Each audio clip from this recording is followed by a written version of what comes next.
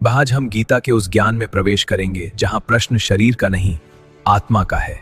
दोस्तों, जहां श्री कृष्ण अर्जुन से कहते हैं, तुम जिसको मरता हुआ देख रहे हो वह कभी मरता ही नहीं। आज का विषय है ज्ञान योग और आत्मा का रहस्य। दोस्तों अब हम जानेंगे अर्जुन का मोह। कुरुक्षेत्र में खड़ा अर्जुन कांप रहा है। वह अपनों को देखकर सोचता है, मैं इन्हें कैसे मारूं? तब श्री कृष्ण मुस्कुरा कर कहते हैं, अर्जुन, तुम देह को देख रहे हो, पर सत्य देह नहीं, आत्मा है। न जायते म्रियते वा कदाचित नायम भूत्वा भविता वा न भूयः। अजो नित्यः शाश्वतो अयम पुराणो न हन्यते हन्यमाने शरीरे। हे पार्थ, आत्मा न कभी जन्म लेती है न कभी मरती है। शरीर नष्ट होता है पर आत्मा सदा रहती है। अब श्री कृष्ण अर्जुन को ज्ञान योग समझाते हैं। ज्ञान योग का अर्थ है यह जान लेना कि मैं शरीर नहीं हूं, मैं यह नाम नहीं हूं, मैं यह दुख नहीं हूं,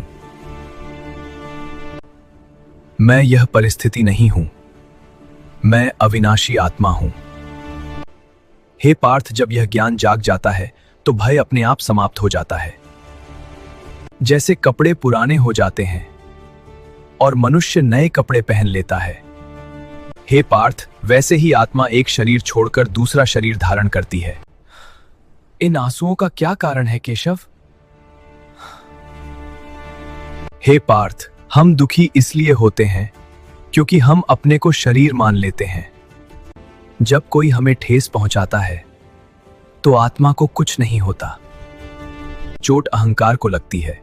ज्ञान योग कहता है, अपने भीतर साक्षी बनो, देखो समझो पर टूटो मत।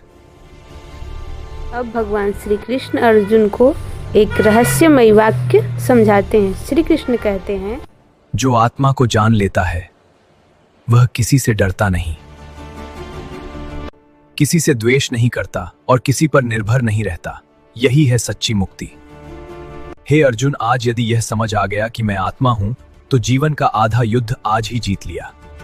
हे अर्जुन, यह ज्ञान केवल तुम्हारे लिए नहीं पार्थ, उन सभी मनुष्य के लिए है जो तुम्हारे जैसी स्थितियों से जूझ रहे हैं।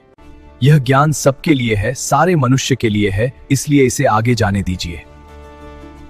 अगले भाग में हम जानेंगे कर्म योग, कर्म करते हुए बंधन से कैसे मुक्त हों। जय श्री कृष्ण। मिलते हैं अगले एपिसोड में।